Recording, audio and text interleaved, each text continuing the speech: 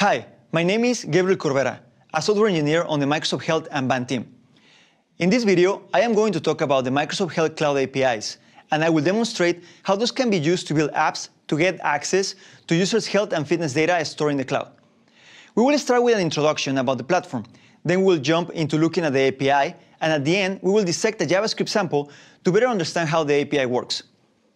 Alright, let's get started by defining what is Microsoft Health. Microsoft Health is a service on the cloud that is used to store and track health and fitness data from different sources. It is a powerful insights machine. It uses sensor data collected by the band and your phone to generate insights that help improve people's lives by providing insightful information as to the quality of their sleep and workouts and, in general, about their day. Microsoft Health is multi-platform. It empowers users in any platform. Today, Microsoft Health allows users to see their information from any device, as we have apps available in Android, iOS, and Windows.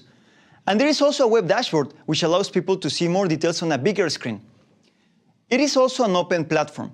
It works with other fitness and health partners to enhance the user data. You might be thinking now, that sounds pretty cool, but can I, as a third-party developer, get access to that information to create new experiences? The answer is yes. Microsoft Health provides an API for third-party developers.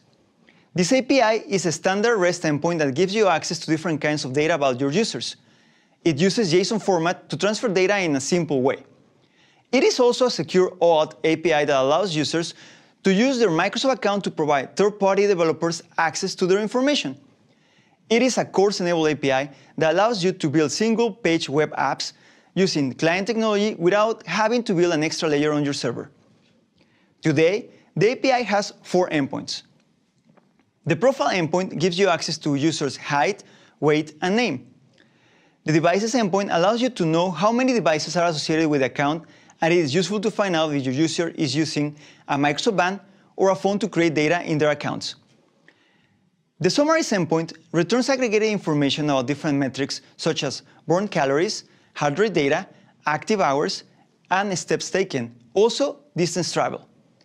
It returns this data aggregated by a given period. It doesn't differentiate if the user was running or sleeping. For that, we need the last endpoint. The activities endpoint will let you dig deep into specific activities.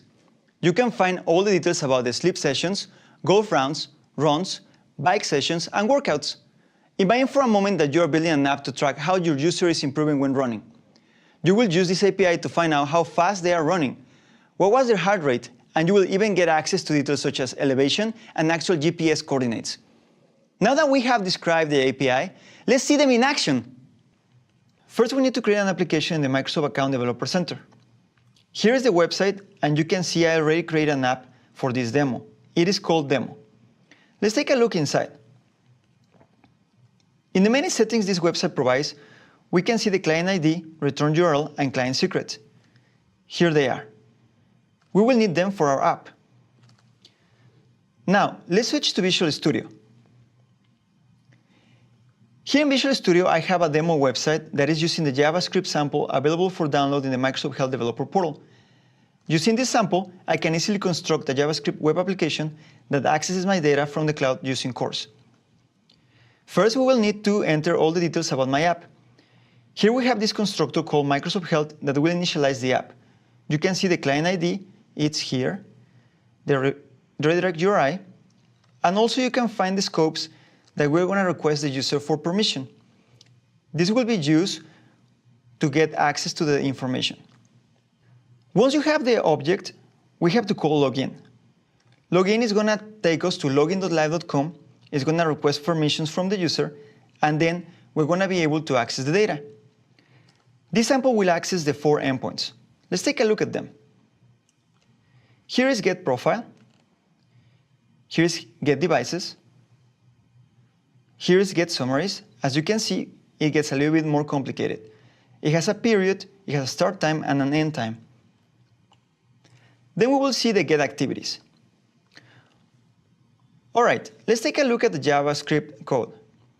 Here you can see that we are actually calling the XML HTTP request object to call the API with an HTTP request. It's really simple. Once we get the authorization token from login.live.com, we're going to stick it into the authorization header here, which is going to give us access to the API.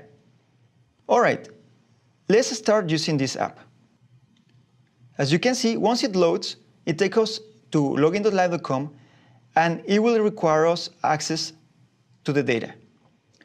In order to get the permission, the user has to go through these permissions, and then they will be able to say yes. Once they say yes, we'll get the access token, and then we'll be able to call the API. As you can see, the app has all my information now. It knows I have 5 devices, and it knows that I have logged 7 activities in the last 7 days. There's also other information. But I'm interested in run activities and sleep activities. So I'm going to modify this code so it takes more information and shows it here. All right. So I have prepared this line of code here that I'm going to uncomment, and we're going to analyze now. So instead of just counting the number of activities, I'm going to actually look at the sleep activities, and I'm going to use the length to know how many sleep sessions I recorded in the 7 days. Then we're going to look at the run activities, and I'm going to do the same. So let's run this. As you can see now, it is telling me that I logged 5 sleep activities and I went for a run in the last 7 days. This is pretty useful.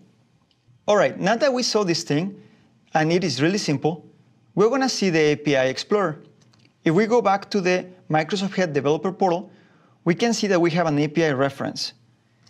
In the API reference, you can see more details about the 4 endpoints, including the model of the data. So if you open this, you'll see that we can go and take a look at the properties for the activity response, how the bike activities are composed, and other information. This will give you access to all the useful fitness and health information of your users. You can find more information on the web regarding these APIs. In the Microsoft Health Developer Portal, you can find more detailed information about the APIs, the exact contracts, and details on how to use it. To create your applications, you will need to register in the Microsoft Account Developer Center. And finally, there are many ways you can contact us. These are other resources that you can use to learn more about Microsoft Health and other very cool Microsoft products. Thank you for watching this video, and I look forward to see what kind of experiences these APIs will enable. Until next time.